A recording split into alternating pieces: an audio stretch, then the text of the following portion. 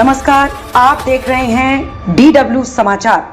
पाकिस्तान को झटका, चिनाब पर दुलहस्ती 2 को मंजूरी। 3,200 करोड़ की परियोजना से भारत का कड़ा संदेश। ऑपरेशन सिंदूर के दौरान निलंबित की गई सिंधु जल संधि के बाद भारत ने पाकिस्तान को एक और झटका दिया है।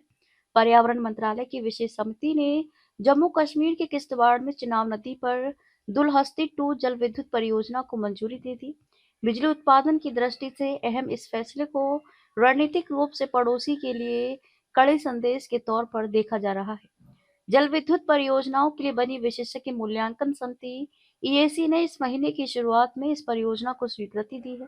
इसे 3,200 करोड़ रुपए की लागत वाली रन ऑफ द रिवर परियोजना के लिए निर्माण निविदाएं जारी करने का रास्ता साफ हो गया है। रन ऑफ द रिवर से तात्पर्य ऐसी परियोजना से है जिसमें नदियों के जल प्रवाह में बिना बाधा डाले जल विद्युत का उत्पादन किया जाता है। इसमें नदी के मार्ग में बिना बड़े बांध बनाए प्रवाहित जल का उपयोग किया जाता है। दुलहस्ती चरण 2 मौजूदा 390 मेगावाट की दुलहस्ती चरण 1 परियोजना का विस्तार है। इस नए प्लांट से लगभग 258 मेगावाट बिजली पैदा करने का लक्ष्य है। आतंकवाद और जल संसाधनों के मुद्दे पर कोई समझौता नहीं। ऑपरेशन सिंदूर, सिंधु जल संधि के निलंबन और अब दुलहस्ती 2 परियोजना का स्पष्ट संदेश है कि आतंकवाद और जल संसाधनों के मुद्दों पर भारत अपने हितों से कोई समझौता नहीं करेगा। ईएसी ने परियोजना के मापदंड 1960 की सिंधु जल संधि के प्रावधानों के अनुरूप ही तय किए। हालांकि समिति ने यह भी दर्ज किया कि सिंधु जल संधि 23 अप्रैल 2025 से प्रभावी रूप से निलंबित है। पाकिस्तान लंबे समय से चिनाब नदी पर भारत की किसी भी सक्रियता का विरोध करता रहा है।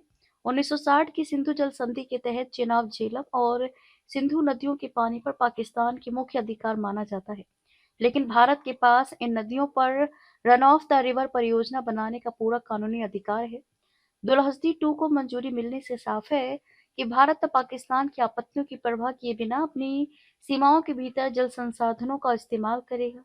चिनाब का पानी पाकिस्तान की कृषि के लिए जीवनदायिनी है। भारत की ओर से ऊपरी हिस्से में बुनियादी ढांचा मजबूत करने से पाकिस्तान को डर है कि भविष्य में किसी तनाव की स्थिति में भारत पानी के प्रवाह को नियंत्रित करने की क्षमता हासिल कर लेगा।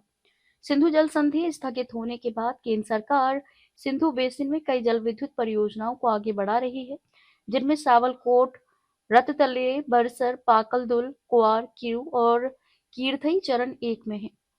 इस खबर पर आपकी क्या राय है, कमेंट बॉक्स में जरूर बताएं और हमारे चैनल को सब्सक्राइब जरूर करें।